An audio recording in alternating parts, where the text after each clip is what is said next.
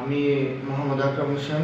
আমার বাসা হচ্ছে আপনার নরসিংদীতে ইলারাও থানা, বাজনগর ইউনিয়ন, বীরবাগের গ্রাম। গত 9 তারিখে আমার সাথে ঘটে যাওয়া, সৌদি আরবে আমার সাথে ঘটে যাওয়া একটা মর্মান্তিক কাহিনী আমি শেয়ার করতে যাচ্ছি। আমার ছোট আব্বু, আমার বাবার ছোট ভাই, উনি গত 4 তারিখ ব্রেন স্ট্রোক করে সৌদি আরবের কিং ফয়সাল হসপিটালে অ্যাডমিট হন। তারপর আইসিইউতে ওনার চিকিৎসা চলমান অবস্থায় ডক্টরের সাথে আমাদের কথা হতো। মানে ওইখানে ওই হসপিটাল থেকে কিছু লোক, আমার ছোট ভাই আছে আবার ওইখানে, আমার চাচার ছেলে, ও ছোট, তো ওকে বলছে যে ডক্টর আছে ওইখানে, তুমি ডক্টরের সাথে কথা বলো, বাসায় কথা বলো ডক্টরদেরকে 8 তারিখে। তারপর 9 তারিখে, 8 তারিখ রাত্রে ওই ডক্টর আমাদের সবাইকে একটা ফেসবুক মেসেঞ্জার গ্রুপ খুলে আমাদের সবার সাথে কথা বলছে যে রোগীর কন্ডিশন খুব খারাপ, আপনাদের সাথে কালকে 10টায় মিটিং ফিক্সড করব। ঠিক আছে। এরপরের দিন বাংলাদেশ টাইম দুপুরে একটা আমরা মিটিং করি। মিটিং করার পর ডক্টর আমাদেরকে বলছে যে আমাদের রোগী ব্রেন ডেথ হয়ে গেছে, ওনার ব্রেন ড্যামেজ হয়ে গেছে, সে দুনিয়া মে নিয়ে, উনি পাকিস্তানি ডক্টর, সে দুনিয়া মে নাই। এভাবে বলার পরে আমরা খুব মানসিকভাবে ভেঙে পড়ি। সাধারণত একটা ফ্যামিলিতে যখন একজন মেম্বার মারা যায়, সবাই মানসিকভাবে ভেঙে পড়ি। আর আমার কাকার 2টা ছেলে, ওরা ছোট ছোট, তো আমার বাড়িতে এক ধরনের সুখ নেমে আসে।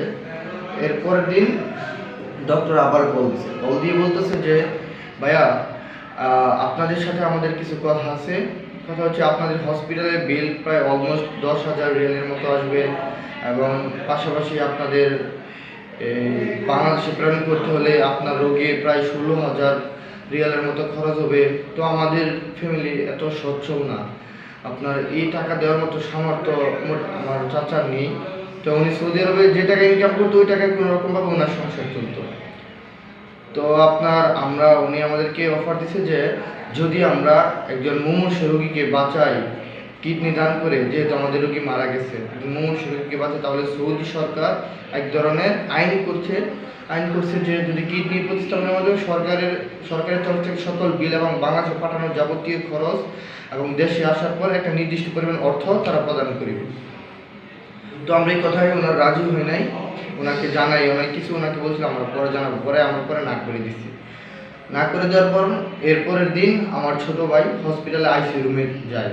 হসপিটাল থেকে আইসিইউ রুমে গিয়ে হাতের পালস চেক করে দেখে পালস ঠিক আছে।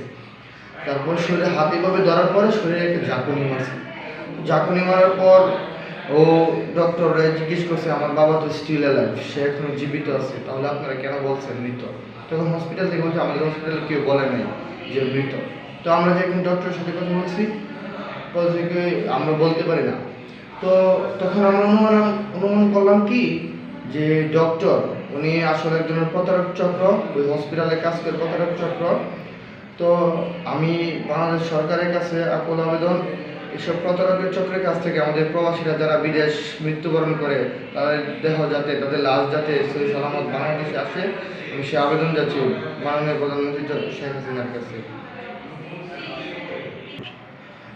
আরেকটা সকলের উদ্দেশ্যে আরেকটা কথা আমরা বলতেছি, যাদের প্রবাসী গিয়ে যাদের আপনজন মৃত্যুবরণ হয়, দেশে আসার পর আপনারা অবশ্যই আপনাদের লাশটা চেক করে নেবেন, দয়া করে চেক করে নেবেন, যাতে আপনাদের লাশের বডিগুলো চেক করে নেবেন, কোনো প্রকার কিডনি বা চোখ এরকম কোনো কিছু যাতে ওরা খুলে না রেখে দেয়, ওইটা একটু দয়া করে চেক করবেন।